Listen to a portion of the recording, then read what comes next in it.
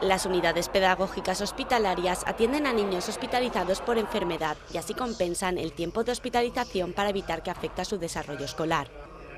Se trata de espacios habilitados para el desarrollo de procesos de enseñanza-aprendizaje, destinados a este tipo de alumnado.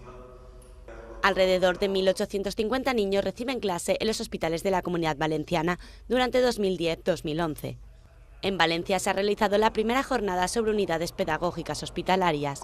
En esta apertura ha asistido la consellera de Educación, Formación y Empleo, María José Catalá, donde ha destacado la labor que realizan los docentes en los centros hospitalarios, ya que requiere de una vocación extra. Creo que es interesante de cara a compartir un poco las experiencias en esta tarea suya, pero que también es importante por parte de la Administración acoger aquellas sugerencias o mejoras que considere necesario establecer por parte del sistema educativo valenciano. En la actualidad, en la Comunidad Valenciana hay 13 unidades hospitalarias, habilitadas con un total de 24 profesores de pedagogía terapéutica, de las que 6 se encuentran en los hospitales de Alicante, una en Castellón y 6 más en los de Valencia.